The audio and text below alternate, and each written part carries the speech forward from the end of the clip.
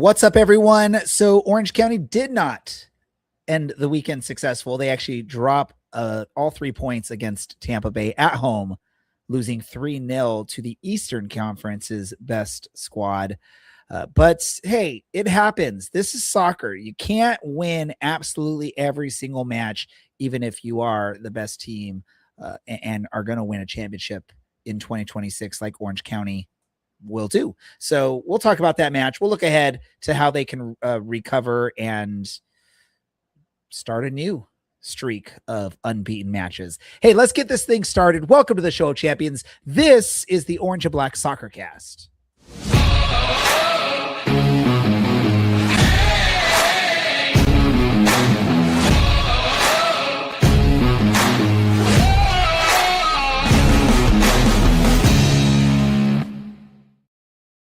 How's it going, Orange County? Welcome to another episode of the Orange and Black SoccerCast, your first and only show dedicated to Orange County Soccer Club, its fans and supporters. Hey, we've been doing this thing since 2018, and one of those, or the person that started this whole journey with me, is Dylan. Dylan, how does it feel? Let's not even get into the match yet. How does it feel that we're one of the longest running USL like team oriented shows still alive? Well, we're the best one, so that's pretty cool. That feels pretty good. I am proud of the body of our work. I'll put it that way. I'm proud of the body of producer Andy's work. I think that's maybe a little more fair, and Nathan and DK and everyone who's really written for the website. I'm proud of that body of work. Some of these Tuesdays it's a little dire, but that's okay. We like to have a little bit of fun, and even though we are 4 white-ish dudes with beard-ish talking into microphones, man, we are a lot better than a handful of other people. So it could be worse. Beardish-ishness. I don't know. I'm what never you call going that, to include Dylan. myself on that. I'm like a 12-year-old boy over here. It's just not happening for me. Well, one of the shows that we outlasted is 1868 Weekly or something like that Brad was a part of. He now officially is part of our show for the last 4 or 5 years now. Brad, how are you doing? I'm doing quite well. I got to celebrate my first wedding anniversary this last weekend, which is always nice. And I'll keep my intro a lot shorter than your guys's. Go read Nathan's article that goes live today. That goes live today? Okay, we'll do that. One last person help us out in this episode, the newest member of our regular team here, and that is Matt. Matt, how are you feeling today, as of this recording?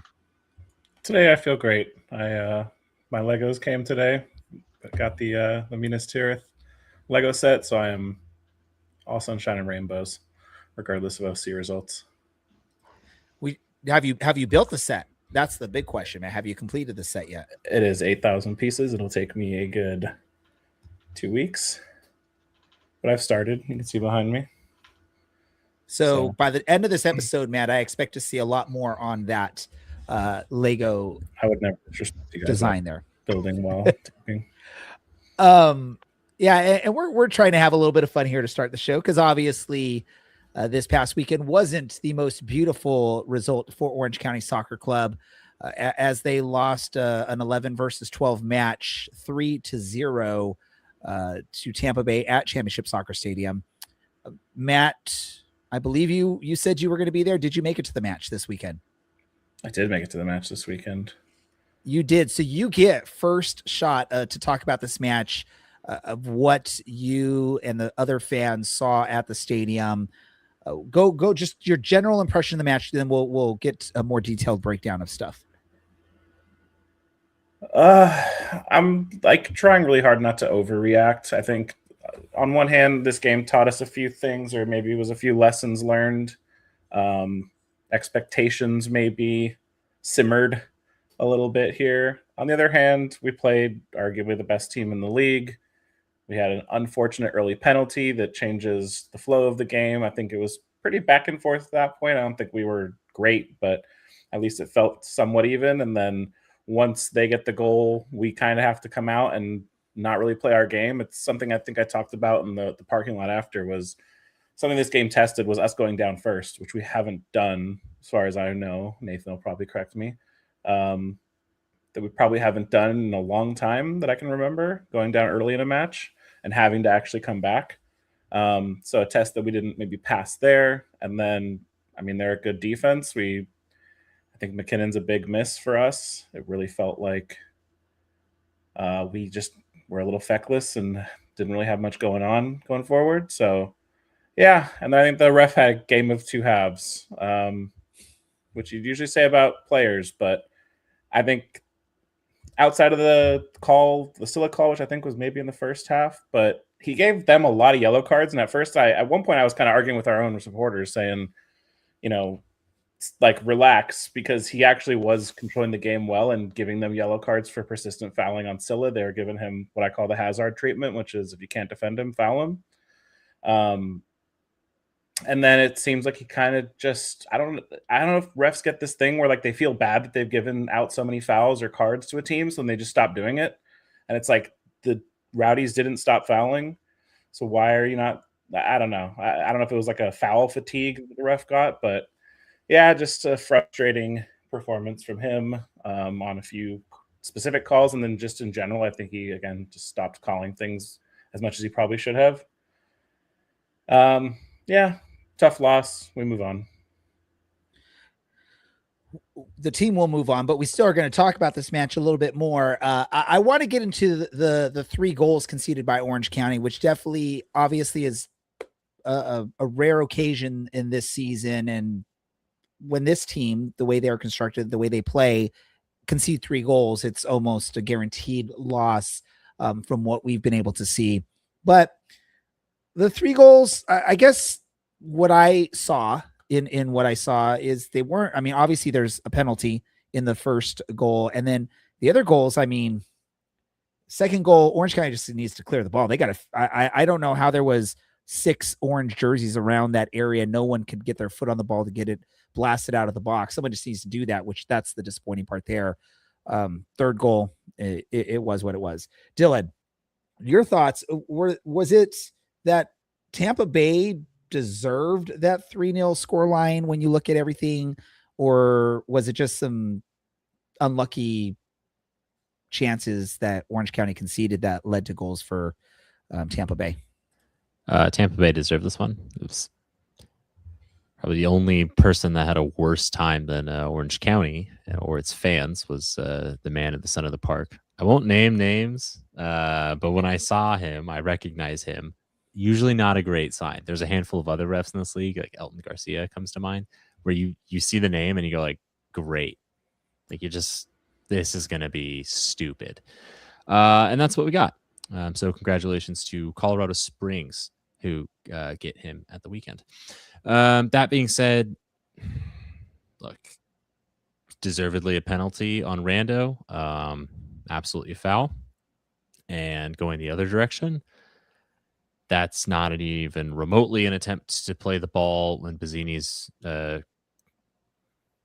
don't know, like spear tackled down on half an hour. So that was pretty frustrating. And I think if we go in at 1-1, the game changes completely. I don't think we lose that game 3-1. I don't think we concede twice from that point. I think we just bunker and maybe we get a point there. By the time that it's, I mean, I don't even know where to begin with the.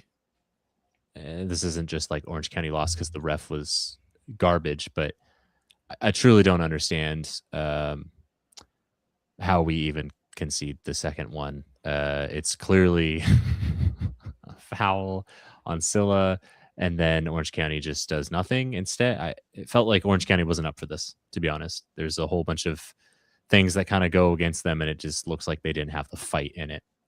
Saw that last year when we hosted New Mexico, that they just didn't have the fight in them. All right, cool. It's fine. Have that game at the beginning of August, figure it out, and don't do it twice in a row. But, again, Orange County has plenty of blame to shoulder this one going both directions. Bazzini not having a great night. Obviously, he was fouled and probably deserves a pen in that situation. And I'll back him 3 or 4 times to score the pen. That's, mathematically how it works. One shot in the second half or 0 shots in the second, like that's you might want to take some shots if you want to get back into a match. And for all the times that we were losing in 2022, credit to Milanowski for at least taking shots. Credit to Dylan Powers for taking shots, because you got to try something at some point. And we didn't try. So long story short, it's a deserved Orange County loss because we didn't do much of anything, it felt like. All right. Let's be fair. Like you said, the penalty that Tampa Bay got, it was a deserved penalty, but it's an unlucky penalty for Orange County. It's not like there was anything that could have gone slightly different there, other than maybe Garrison Tubbs going down a little bit easy when his jersey's getting tugged pretty hard. Maybe that forces the ref to stop the play there, and then you don't get put in that position where Rando takes out the Tampa Bay player and concedes a penalty. Let's all remember too. I do like that as a center back, he's not just going down there, because if he does go down in that situation, like I don't want to see him playing back there again. Throw Tyson Espy back there and just like I don't want to see my center back falling over easily. That is like to me, that's for people who play up the pitch. That's for tricky little players. No, it's on Rando to like be a big dude. Yeah, Rando just needs to make himself big there and just sit there. He doesn't need to dive in like that. There wasn't really a need for it. Just get close to it. Do the little squatting with your arms out thing. Just put yourself in the way of the ball, and I think we're fine there. That's a mistake. It's easy to say that after the fact, but it's a very quick play, and Rando was thinking he can get to the ball, and I mean, honestly, like a millisecond difference in time, and maybe he does get to it first. Brad, you're sitting there nice and quiet, so I want to give you a chance to speak. Let's say this. Let's remember Orange County had an opportunity to be up 1-0 in this match when Benalcazar got that shot right at the top of the box. If that shot goes in, is this a completely different match? Like Dylan was maybe mentioning that Orange County probably doesn't drop all 3 points. I don't think so. Mostly because I think Tampa Bay came with a really good game plan of, let Orange County just kind of do whatever they want with the ball, especially in the first half, and then pick us apart because we'll make a mistake. I think we've been at our best when up against, some good offenses. We are able to control the game with our defense, and Tampa Bay said, okay, cool. Your defense is good, but like, what about your offense? And for the better part of the game, Orange County had 0 shots. I think somebody said that already. And just like in Argentina in the World Cup final, you can't win a game when you don't have any shots. So I definitely think Orange County needs to take a look at this game, in the whiteboard and say what went wrong, what went right. Sure, as a player, I'm pretty much thinking we were screwed a little by some of the calls by the referee in the first half, but that's not the reason that the team lost. And there's a lot to learn, playing against a team like Tampa Bay, who have been on an absolute tear this season. They're right now top of the league, and they showed us why. Yeah, there's a reason why Tampa Bay. Go ahead, Dylan. I'm kind of curious for you. This kind of show, I forget. I might have been Andy that Tampa out Orange County'd or out Orange County in this situation, which feels accurate. I mean, Matt touched on it. Just foul Scylla or just mark him out of the game. What does Orange County do outside of that? And like for you, the most experienced coach of the 4 of us here, what does Orange County do differently? Because if that's the game plan, it's pretty easy. You just need enough dudes to pick up yellow cards. It's not that hard. You could have 4 or 5 midfielders tasked with that. So you want Orange County to pick up? You want Orange County to just keep picking up yellow cards? No, it would be literally like anyone can play against us, and all you have to do is mark Scylla out of the game because we don't have a striker that can consistently score goals. So how would you set up, your team, I guess, in the squad, or what do you hope Orange County does to not see this happen against Louisville and Oakland and every other team we play until the end of the year? That's a tough one. I can't really give you an answer on this because this is the first time we're seeing this. It might be something where we need to see reaction from the players and just sort of see if they've learned anything from this. If this becomes something that's a consistent, like week in, week out, where I know we're not seeing the goal scoring up top that's consistent, but it has worked for us so far. This is the first time that we had a team that was able to, I guess, like producer Andy said in our back chats, out Orange County in this situation. Now they've sort of shown the blueprint, but they are also a very high level team. They're top of the league for a reason. Doesn't mean that any team now is going to be able to copy what Tampa did to us, and it's going to be just horrendous for us the rest of the way. It's one of those things where you can't really panic at this moment. There are things that have been working for Orange County. If we can keep doing what we need to do against teams that aren't as good as Tampa Bay, it's going to put us in a position to be successful. Now, if this now over the next 2 or 3 weeks, we see the same thing and teams are finding this blueprint, this is now where you need to tactically try and figure out some changes. And I really don't know your answer for that, Dylan, because anyone that we've tried up top to be a goal scorer isn't really working. So other than bringing in someone new to try and score goals for us, we have what we have on this roster. I've never been a fan of like a 2 up top, like 2 striker setup. That's never been my preferred style. It's always been more 1 up top and maybe some some wingers on the left and the right to get stuff in. But I'd have to really go back and look at the makeup of this team and see if that would even be possible. So that's my best answer for you, Dylan. That's fair. Maybe we can get Milan Olowski on loan. Or Bryce Jamison. Matt doesn't appreciate May that. I have a step at that There's question? just no too? chance. He's scored like 6 games in a Yeah, row. he's beyond us at this point. But yeah, Brad, please take a punt. Yeah, so for me, one of the things that I'd like to see differently is if we're playing through the midfield with Scylla, I think we have plenty of quality to be able to swap and play on the sides as well. Dogman's back. He's healthy. Haggard's been here all season. Stephen Kelly's had some flashes of brilliance throughout the year, made multiple teams of the week. We got some quality players that we shouldn't be relying so much on Ousmane Silla in the midfield to produce these quality plays. And don't get me wrong, Silla has made some amazing efforts on the pitch, but I'd like to see us play a little bit out of the wings, out of the right and left backs, and see what we can do to create extra space, because it's when we have that extra space that Silla is able to produce in it. And giving the stretch of the field just honestly needs to happen a little bit more in the next game. I really love that. The only thing I can think of, and I've thought about this constantly since Saturday night, was how do we free Ronaldo Damas from his purgatory in Birmingham? Because they are terrible. We need a goal scorer. We at least need someone that can hold the ball up or run in behind. And it turns out that he's actually pretty good at all 3 of those things. Maybe it's just the rose-tinted glasses of 2021, but I feel things would have been a little different with him up top. Anyway, Ray, you can have the show back. I'm done hijacking here. I kind of wanted your thoughts.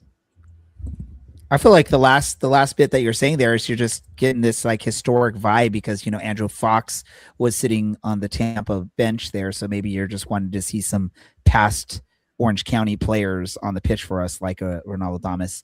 Yeah, it's a tough one. It's interesting because we've seen in the USL where even when the transfer window is done, players are going to get released or they're going to terminate the contract, mutual agreement, and then they sign elsewhere at some point, which is well within the rules of the game. So that would be where you could potentially improve this roster at this point of the season to try and find another goal scorer.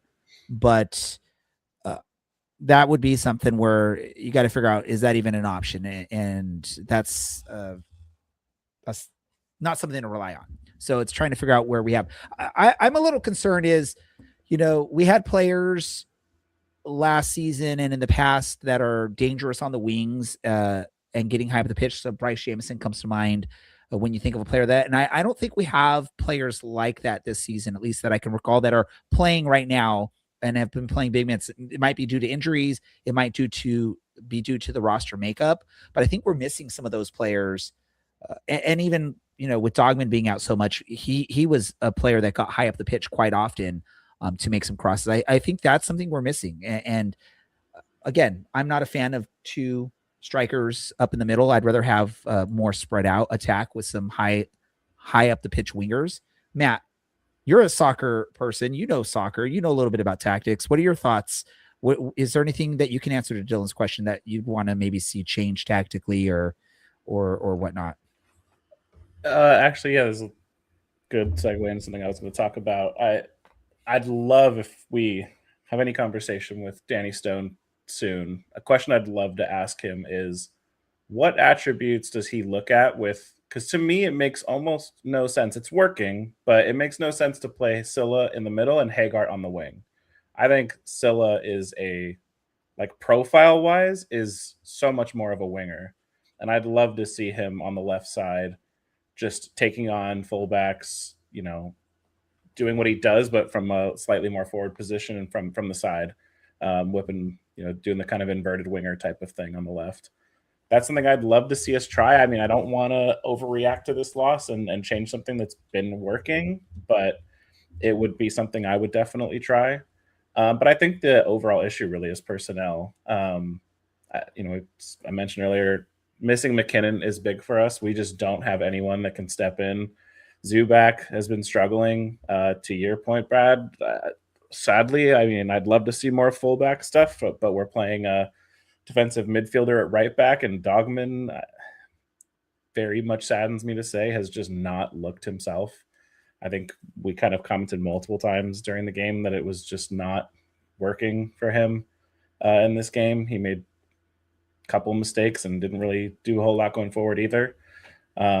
So if he can kind of get back to his best, then I think that would be a big help, but I just don't see it happening right now. I don't know if it's the injury or just he hasn't really gotten back into it. So that'd be my kind of answer. I do have two quick other things. One, just a silly thing. Funny that you mentioned the ref, Dylan, because Blaine literally during the match was like, Dylan hates this ref. Yeah. And I don't know if you texted him or something, but he literally said it in the first 10 minutes. He's like, Dylan absolutely hates this ref. And then come to find out, he proved you right. I didn't say his name specifically because after the last time that I could remember him reffing an Orange County match, and he was only a assistant ref in that match, Blaine was like, hey, we need to be, mostly at me, we need to be nicer to the refs. And that was just funny that he 2018, I think. He maybe called 2019. Before any of the bad calls even happened. And then one thing I will say, just Brad, I think, made a good point on kind of the how this game kind of shook out. I think it's a lot of what I said a couple weeks ago, which is when you're the home team, you're expected to play on the front foot. I think the Rowdies kind of exactly played right into that and said, you guys have the ball, you guys beat us, you make a mistake, we're going to counter and we're going to punish you for it. That was something that we'll see if it's not just a one-off, but that was my fear a couple weeks ago when we kind of came into this run of home games. And, our tactical whatever setup is working really well in road games because it suits our style really well, especially considering all of our issues with personnel and stuff like that. I don't know that it suits us to be on the front foot at home. And I'm hoping this is just a one-off and that we can dominate teams better. But I think the Rowdies kind of exactly called said, hey, come at us, go for it. And we had no answer for it. So absolutely agree with that, Brad. Yeah, it'll be interesting to see how Orange County reacts to this. So Orange County, again, loses to Tampa at home 3-0. I believe Gunner from Soccer in 60 spoke to Orange County's Tom Pruitt after the match, and I believe we have a clip of that. So let's play it. Checked in last sort of earlier in the season and things were looking good. not great at the time. They became great after that. So I kind of wanted to see, forget today, what changed, what made you guys so good coming into today's game? Yeah, I think our mentality towards every game is what's got us that club record unbeaten run. I think to a man, we've been on the front foot, we've been aggressive, and we've taken responsibility for winning games and for not losing games, and that's what's got us to the position that we're in. I think tonight was a wake-up call, and we've got to get back to doing what's got us in the position that we're in. We talked to Liam McKinnon this week, and he said he thinks part of why you guys did so well is because you kind of had nothing to lose. It was like, this is a daunting task to go on the road and play so many. We should mention that the national team was here, so you guys had to go on the road a lot. Yeah. Did you feel that? Kind of let's just go for it. What do we have to lose? Yeah, I mean, to an extent, I agree with him. I think that's also an expectation that we put on ourselves, that it doesn't matter where we are, who we're playing against, we expect to win games, especially at home. So yeah, of course, that road game felt like the road trip that we were on for a couple of months felt like we had an opportunity to pick up points where maybe we weren't the favourites going into it. But look, we ground them out and stayed unbeaten. So now it's really important we capitalise on that. Now we're back at home. Final question for you. I do want to look at today a little bit, but maybe you kind of mentioned, call it a wake-up call, a potential wake-up call. How do you draw something positive from this? What's something that, I know it's right after the game, so it's always hard to say, but what are you seeing that you can maybe latch onto and be like, we need to work on this, or this is maybe something we can, make into a positive from this game? Yeah, I think to an extent, sometimes the negative can be a positive because it allows us to iron out the wrinkles. It allows us to iron out the small details that have cost us tonight. Switching off in moments, lack of a killer instinct in certain moments, lack of responsibility in moments, both sides of the ball, not taking plays off, all that sort of thing. If we use that negative from tonight as a positive to learn from going forward, stands in a good stead for the rest of the year. Beautiful. Thank you so much. No. We checked in earlier in the And that clip was from Instagram. That's courtesy of Soccer and 60. Soccer and 60 covers soccer in Southern California on AM 1270. They do a show, I believe it's every Thursday. So check them out. Follow for more soccer information. Great information to find. So glad we could share that clip with y'all. Unless anyone else has anything to say, we can move on to look and see if we can figure out how Orange County can move past this and get back in their non-losing ways. Does anyone have any last comments about this match against Tampa? Let's leave it with the captain. Let's leave it with the captain, and let's hope that he is in a better mood for the next match for Orange County, because you could tell he was definitely not happy with the results there against Tampa Bay at home. The next match isn't going to be much easier as far as just quality teams in the USL, although maybe not as quality as they are in past seasons. It's still a very tough opponent. It's LouCity coming out to Championship Soccer Stadium this coming weekend. Similar sort of looks. Again, the main difference from Orange County from a lot of the opponents that are in similar positions is Orange County has lost less and drawn more of the matches. But other than that, some very similar stuff. Maybe not as good of a defense for LouCity, but as with his probably every opponent that Orange County faces, especially quality opponents, definitely more attempts on goal, which we were talking about it last week with Tampa Bay. They had similar looking shots and shots on target compared to Orange County to look like they dominated it. And this past weekend, we saw what happened. I'll go to you, Brad, on this one. Thoughts on this upcoming match against LouCity? What do you need to see differently from Orange County, or is there anything Orange County can do differently in your eyes that can give us a better result? Yeah, LouCity, I think, has been a team of kind of Jekyll and Hyde all season. They've been phenomenal at times, and they've been absolutely dreadful at times. Nothing more stands out than their August 1st game against Tampa Bay, who we just played, where they went back and forth to a 5-4 defeat. And it was one of those games that just on paper you look at it and sure, they scored 4 goals against Tampa Bay and allowed 5, but that's kind of just been how they've been all year. A couple injuries in their roster, turnover with a new coach coming in, and the old one getting or leaving fairly early on in the season. But this team, honestly, is going to be a lot of the same as what we just saw against Tampa Bay. They are still on paper a very good squad. They are still on paper a playoff team that's the bell of the league and is going to potentially make a dark horse run this season. Still the same team that people thought was going to win the East this year again, and definitely going to be a lot of competition in this game. Yeah, LouCity has always been one of the better run teams in this league, and they are always a tough matchup, whether it's a home match or a road match. Matt, I don't know how much you know about LouCity. Is there anything that scares you from them, or just give your overall thoughts on this upcoming match if you don't know enough to give a proper answer on LouCity? I'm not going to say I'm studied the LouCity tape or anything like that. I'm just looking at the stat sheet here, and 311 shots compared to our 190 is a staggering difference. So I'm sure we'll be prepared for a bit of an onslaught. But no, I mean, it's one of those things where like it's saying something when they're in fourth, and you're like, what's going on with LouCity? Like they're always top two.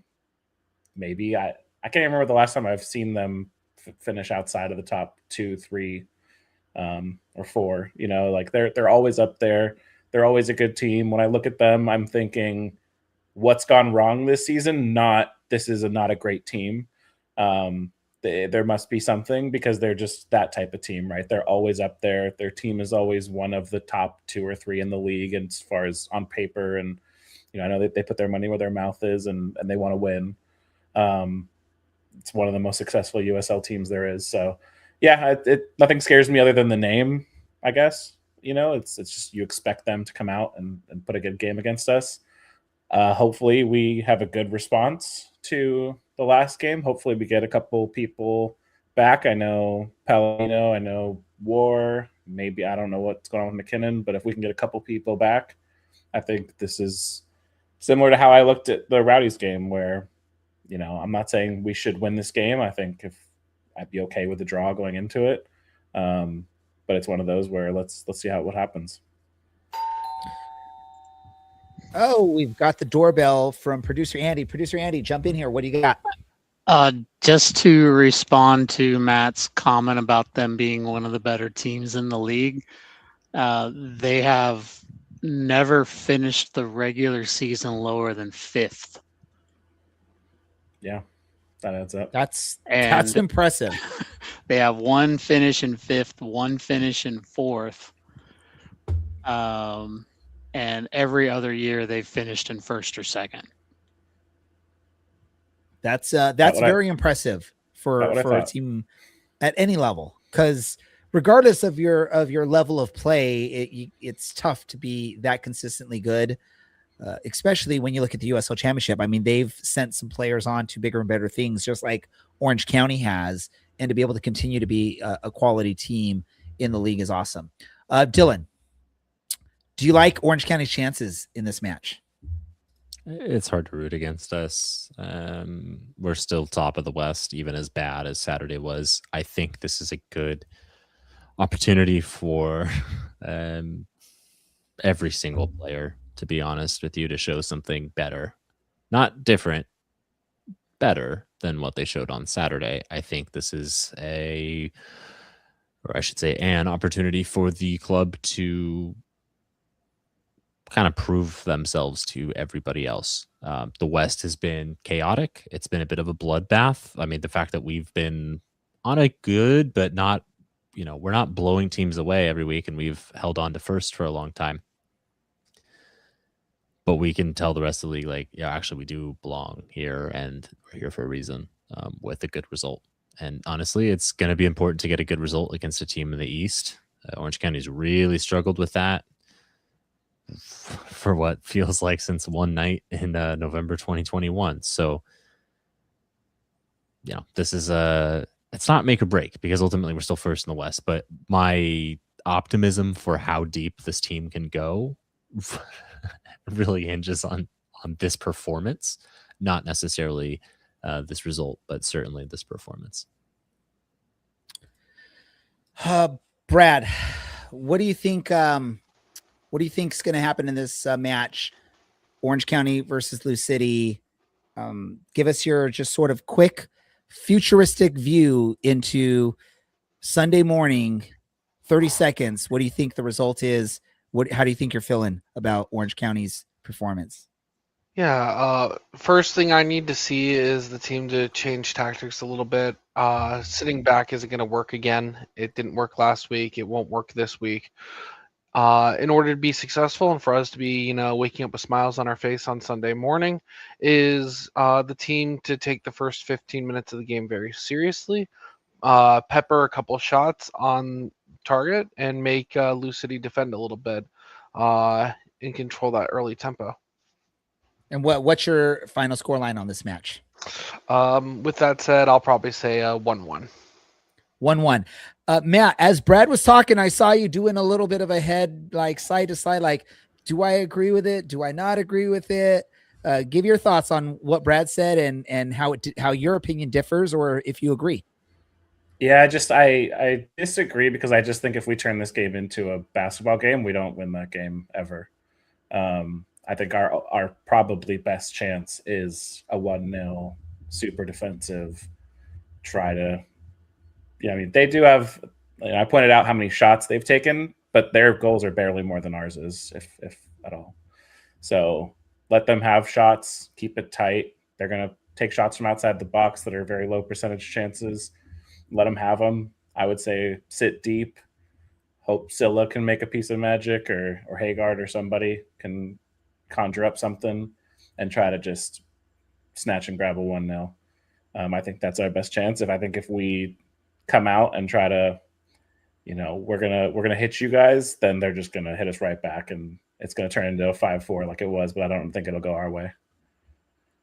Yeah, I don't think to put it in basketball terms, I don't think if we do the 8 seconds or less strategy of the Phoenix Suns and put that into some sort of soccer tactics and try to do that to LouCity, I don't think that works for Orange County either. I think part of the reason why we're playing the style we are is just the way this roster is built and the injuries we're dealing with. I think this is Coach Danny Stone just trying to say, hey, this gives us the best opportunity. Yes, it's not the most beautiful, it's not the most exciting, and it's not always going to work. But right now, with the way the roster is built and the injuries we have, this is the best way to try and keep Orange County on the positive side of things almost every week. Again, Tampa Bay, I don't think it was as horrendous as it maybe looks on the scoreline because, again, none of those 3 shots or goals are these like amazing, like tactical. They did it in play that really just destroyed Orange County. Again, that first one was just Rando being a step slow to react to the ball or maybe being over aggressive to attack the ball. The second one is just the ball just sitting there. No one decides to clear the ball. They're just all watching it and thinking someone else, hey, teammate, clear it. Oh, you're not going to clear it? Okay, other teammate, clear it. And then Tampa's like, okay, you want to give it to us? We're going to take it. Third one, yeah, it's just unfortunate. Again, Rando just sort of not doing what we've seen out of Rando all season. Really, if you look at it, if Rando is playing the way he has played majority of the season, the result against Tampa is different. I think if we get Rando from most of the season against Louisville and the defense of most of the season against Louisville, then we have a good opportunity to get 3 points. And if not, at least come away with 1 point, which again, against a tough team like Louisville, 1 point is not the worst or the end of the world. Right, Dylan? It's not, but this is not the time to start faltering. I think, unfortunately, never is a good time to falter. Obviously, it's a results-based business, but when you are top of the league and things are, for lack of a better term, heating up, these all feel like such lazy platitudes, but this is not the time to go like, we don't know how to score a goal. And you know what? If things go poorly in the first 20 minutes, we forget how to defend. I think that was atypical of Orange County, but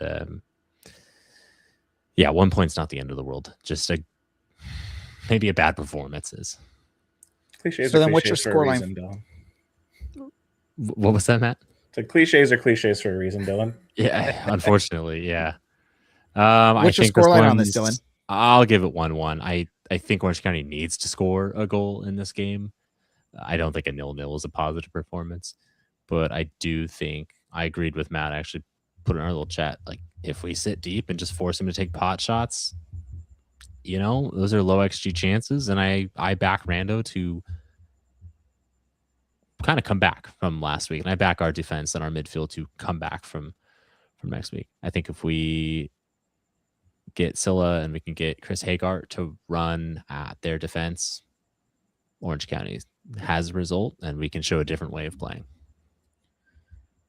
So here's my thoughts on this. And I disagree with you 100%, Dylan, when it comes to this is not the time to start faltering on your matches. If anything, this is a great time to do it, especially after Orange County went on such a long run of unbeaten matches.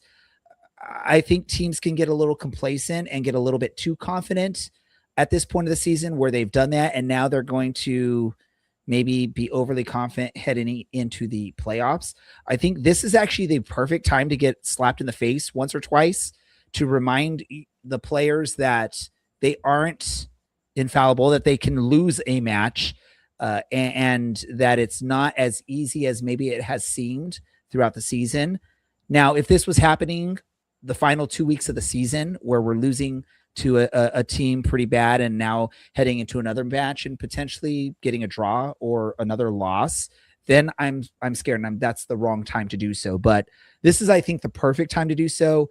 Remind the team that they really need to focus in. They need to really play tactically to their best, and whatever their best is based off of the roster they have, whatever Coach Danny Stone has set as this is what we need to do. This is how we're going to be successful.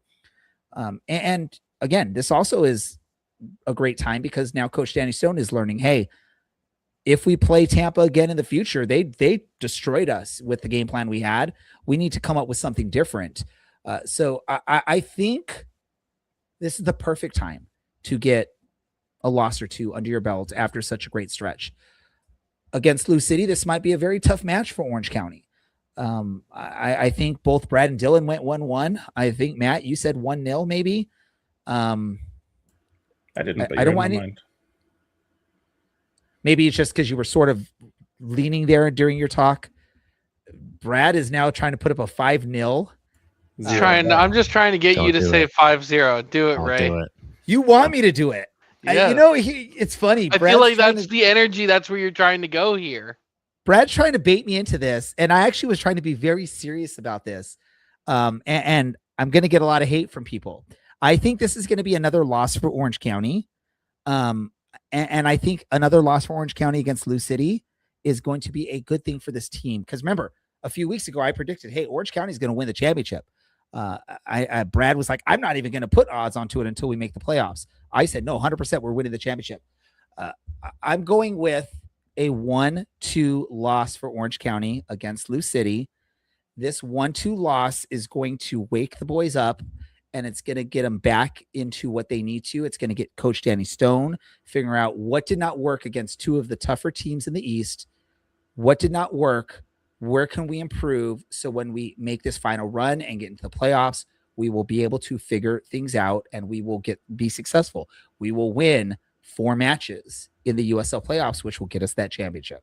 So I apologize for ruining everyone's mood with my prediction, but that is my prediction for this particular match. Dylan, you wanted to definitely jump in and say something. Yeah, bud. I love that you are so committed to often being wrong. Now, I hope you are right about Orange County at the end of 2026, but my God, they don't need to get slapped in the face again. If they haven't figured it out that Saturday wasn't it, they don't need a second one. They're smart enough to figure out that they don't get away with that 2 weeks in a row. And you can have an off night in the playoffs and get away with a result. You can force it to pens. You can get a lucky goal and hold on and just play poorly. But if you do that 2 weeks in a row, you go home. LouCity LouCity won't teach us anything by beating us. I don't think we lost due to complacency. I don't think we lost because of some like tactical plan. I think we lost because game state was unfortunate and probably more so personnel. Just we have no one that can score goals right now other than Bazzini and Silla. Silla got fouled out of the game. Bazzini had an off day, got fouled and could have had a pen. Like those two things are different. Who knows what happens? I don't think this is a team in need of a wake-up call. I think the effort and everything was there on Saturday. I don't think losing to LouCity teaches us anything that they didn't already learn last week. Oh, they will learn stuff and it'll get them more focused. That's what's going to happen. And I'm going to go with it. And y'all can't change my mind on that. Here's what I'm going to say for our listeners. If you disagree with me 100%, let it be known, jump on social medias, follow us, comment anywhere, send a post, tag us on it and say Ray is right or Ray is wrong. And you can go with it. Make sure you also follow our podcast on your, wherever you listen to us, to make sure you let us know that you're listening to us. And you can, even on some of those, I believe on Spotify, you can actually comment on episodes and talk about stuff as well. So do that. And that'll let us know this stuff. That'll let us know what's up. Hey, and by the way, let's do this. While you're listening to our show, whether it's the live version, the video version on YouTube, or a podcast form, tag us and let us know where you're listening from. Take a picture if you want to and share your picture of you listening to the show. Yes. Dylan's laughing at me like, because you know why Dylan's laughing at me right now? He's nervous that he's going to see a lot of responses or tags of the podcast that, yep, Ray's right. Ray knows what he's talking about and everyone else is wrong. Right, Dylan? Buddy, I live in a cave. Where am I looking to see? Let me put it this way. If you need help typing Ray is wrong, because that's the only thing that you're getting back, I'll type it for you. You're going to like create like a QR code where they can scan it. It'll automatically type whatever it takes. Let's do this. We've gone through the prediction for that match. Anything else y'all want to say about this upcoming match against LouCity before we move on and start wrapping things up? What good is a 4-sided triangle anyway? I don't know. I'm just here for all the deep cuts. Like Ray was talking about the fact that we've been doing this since 2018, and I think it was 2020 when LouCity decided that they didn't want their kind of weird 2014-esque logo anymore, and the first option they had a 4-sided triangle. Graphic design. I forgot all about that, Dylan. Yeah, I forgot all about that until you brought that up now. I'm old, so here we are. Let's do this. Let's talk about soccer. Any other soccer stuff in it? There's the old logo that everyone's talking about, or not everyone. Thanks, Dylan. producer Andy. See, this is why we love having producer Andy, is because he is on the ball, man. I guarantee you he did not have the LouCity logo prepped and ready for this conversation, and yet he still was able to get up there before we wrap things up with this. Let's talk about, is there any other soccer stuff anyone wants to discuss before we wrap things up? You know, Premier League coming back soon. The EFL Cup kicked off, I believe, this past weekend, or maybe it was the League Cup. I don't know which one it was. Dylan was looking all like I said something wrong, so go, Dylan. Yeah, I'm super jazzed. It is the League Cup. It's the Carabao that has kicked off. I'm super jazzed for the return of EFL play this weekend. So there's so much to look forward to. I said I think during the World Cup that I was going to need a break from soccer, and the last 2 or 3 weeks I've been like the Dave Chappelle, like scratching my neck, like, hey, you got any more matches? Like, I found myself with a free hour on a Saturday morning and was like, what do I do with myself? Like, I don't know. I need to consume as much soccer as possible at all times. So I am jazzed for even more. Thank God for OC, because I legitimately used to, and still to an extent do, get seasonal depression between like the end of May and like August. We're going through withdrawals. It really does like affect my like weekly routine. You know, I just have so much like media that I consume having to do with like the Premier League and soccer and stuff that OC, I'm fiending for that in the summer, especially. At least for you, Matt, that's only from like May to like August. For someone like Brad, it's like year round, the depression from following the English soccer team, and me recently, year round thing as well. Right, Brad? My team was like 10th place last year. It was not a horrible year. Okay, 2 years ago for you, Brad. Here, I got a challenge, and this I'm giving you plenty of time with this challenge. This is my random soccer talk. We're going to dress up for Halloween this year. And the challenge is we have to dress up as our Premier League team's logo or badge. Best way you can. However you can make it work. You can Andy, be creative pull up with Chelsea's. How am I going to You dress can up as that? You be creative with it, Matt. Be creative with it. I mean, I'll be you've the already lion. got half of it. You've already got half of it going with the shirt you're wearing tonight. So you'd be good to go with that. But yes, that's the challenge for all of y'all, producer Andy, Larry, and anyone else that's part of this podcast. That's a challenge for y'all, and let's make this happen. Dylan, did you see who Luton Town drew in the next round of the cup? I sure did. We'll be beefing. Don't worry. Going for 600.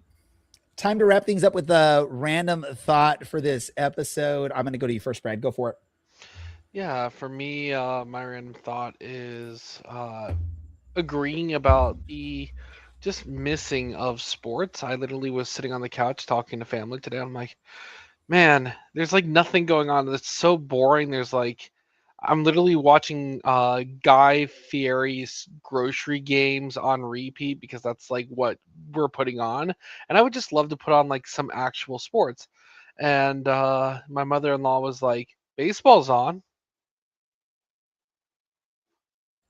So I take Yikes. it you don't No take more. There's no more commentary needed there. no, Dylan, I was what's your random thought of the Brad, week, Dylan? let me talk, Brad. Let me talk. You don't take show advice from our guest and watch Love Island. Come on, Brad. Dylan, what is your random thought? I think my random thought is really inspired by the last 10 seconds, and it's that Ray is very similar to Kevin De Bruyne, in which he just really wants to be able to speak. Matt doesn't approve. I know my references are good because Matt just deep shakes cuts his head. today. Are just wow. Well, I know his ball. That's all I'm going to say. Fair. Matt, your random thought. I'm trying to think of a clever one for the Lego set I'm building for Gondor, but I'll just say that for Gondor. All right. Perfect. Hey, here's my random thought. I'm right. That's all it is. You all know it. Don't forget it. With that said, that's going to wrap up this episode of the Orange and Black SoccerCast. I do want to thank my fellow co-host, Dylan, Matt, Brad, producer Andy, also, letting us use the clip and play the clip from Soccer and 60 of Tom Brewitt. Remember, listen to them on AM 1270. And you can hear about Southern California soccer, which is cool. With that said, hey, thank you. Oh, everyone that participated in the chats also, thank you for doing so. This is the Orange and Black SoccerCast. Guess what? We're out.